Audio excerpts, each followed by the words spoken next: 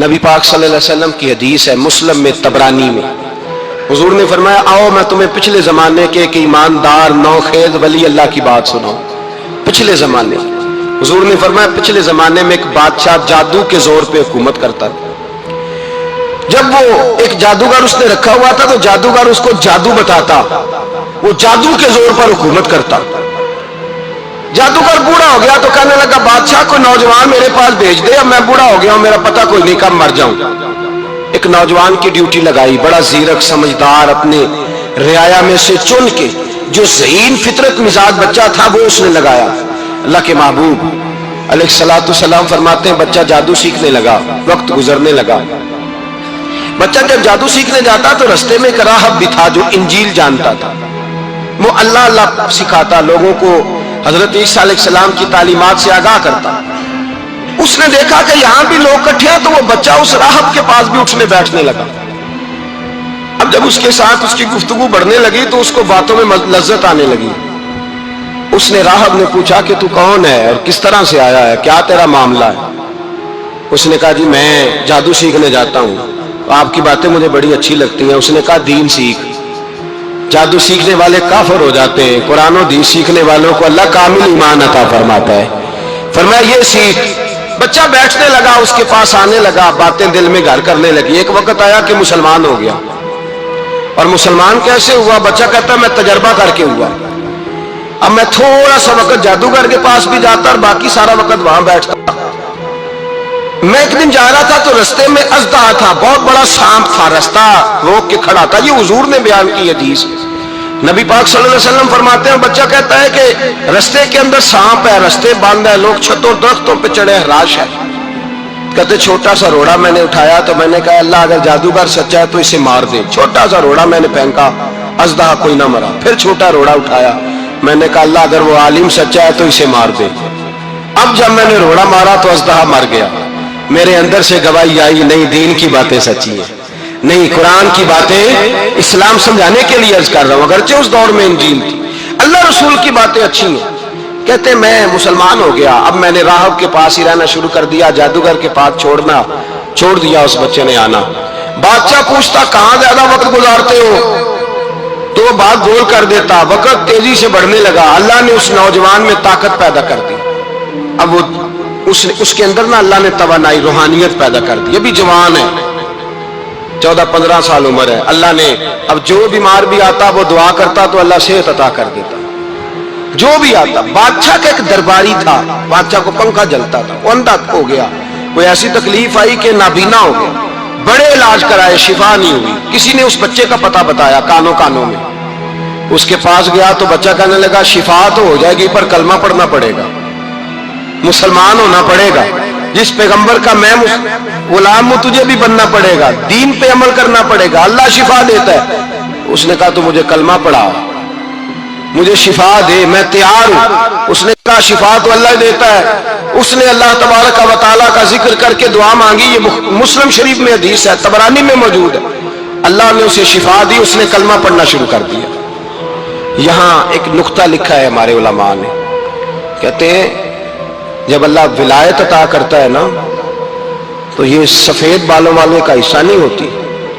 اگر جوانی میں کوئی آدمی توبہ کر کے تصوف کے راستے پہ چلتا ہے تو سب سے زیادہ ولایت اللہ اسے عطا فرماتا ہے، سب سے زیادہ ولایت اس کے پاس ہوتی ہے۔ ابھی اس کے بال کالے ہیں، چڑھتی جوانی ہے، دعا کی تو اللہ نے، اور حدیث پاک میں موجود ہے کوڑے آتے تو شفا یاب ہو جاتے، اندھے آتے تو شفا یاب، برس والے آتے تو اللہ سے دے۔ جوان ہے، بادشاہ کے پاس وہ واپس گیا، وہ جو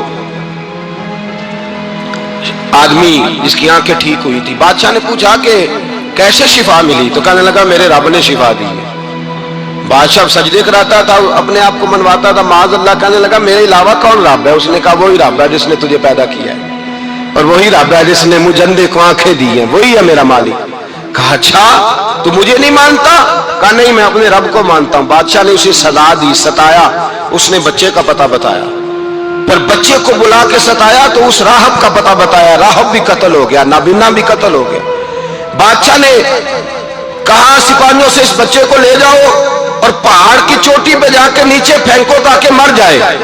بچہ پہاڑ کی چوٹی پہ گیا تو ہاتھ اٹھا کے کہنے لگا یا اللہ میرے لیے نہیں اپنے لیے، میرے لیے نہیں اپنے لیے انہیں اپنی قدرت کے جلوے دکھا.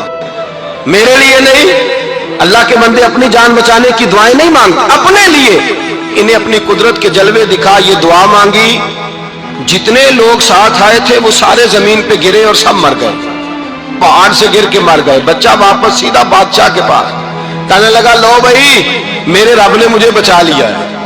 جوان کا ایمان دیکھو، میرے رب نے مجھے، بولو میرے اللہ نے مجھے ایمان کی گواہی دے رہا ہے، میں بچ گیا ہوں، تو جھوٹا ہے میرا رب سچا ہے. اس نے کہا لے جاؤ اس کو دریا میں، کشتی میں بٹھاؤ، بیچ دریا کے جا کے دھکا دے دو. بیٹھے کشتی میں، دریا کے بیچ گئے اور جب جا کے وہاں اس کو دھکا دینے لگے تو اس نے کہا اللہ میرے لیے نہیں اپنے لیے انہیں اپنی قدرت کے جلوے دکھا. بس ایک طوفان سا آیا، جتنے سپاہی ساتھ آئے تھے ڈوب کے مر گئے.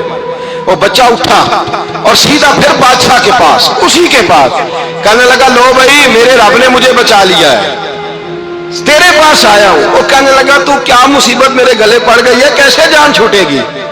تو بچہ کہنے لگا اگر تو مجھے باندھے درخت کے ساتھ اور سارے ملک کو بلائے، لوگوں کو اکٹھا کرے، پھر تو مجھے تیر مارنا، میں تجھے بتاؤں گا کیسے مارنا ہے، میں مر جاؤں گا. اللہ کا بندہ نوجوان ایمان دیکھو، مرنے کے طریقے بتا رہا ہے، میں تجھے بتاؤں گا میں کیسے مروں گا. یہ بات کہی، بادشاہ نے سارا مجمع جمع کیا، ملک سارا باہر آ گیا، درخت کے ساتھ باندھ دیا. کہنے لگا بھائی لوگوں یہ مجھے مارنا چاہتا تھا، مار نہیں سکا، اب میں اسے بتانے لگا ہوں کہ میں کیسے مروں گا. اسے کہو جب تیر مارے تو ساتھ میرے رب کا نام بھی لے، میں اپنے رب کے نام پہ جان دوں گا، ایمان کی پختگی میں اللہ کے نام پر جان دوں گا. اسے کہو رب کے نام پہ مارے، مر جاؤں گا. بادشاہ نے اللہ کہہ کے تیر مارا، پیشانی میں لگا، بچے کی روح پرواز کر گئی، جتنا مجمع کھڑا تھا سارا کلمہ پڑھ کے مسلمان ہو گئے، سارے مسلمان ہو گئے سارے. میرے رسول پاک سید عالم صلی اللہ علیہ وسلم نے نوجوانوں کو بتایا جب تمہارے اندر ایمان کی قوت آئے گی تو اللہ تمہاری مدد کرے. فرمایا وہ نوخیز ولی تھا، ابھی جوان رانا تھا، ابھی اس کی پیشانی پر جوانی کے آثار تھے، لیکن اسے اللہ کو راضی کیا، رب کریم کو راضی.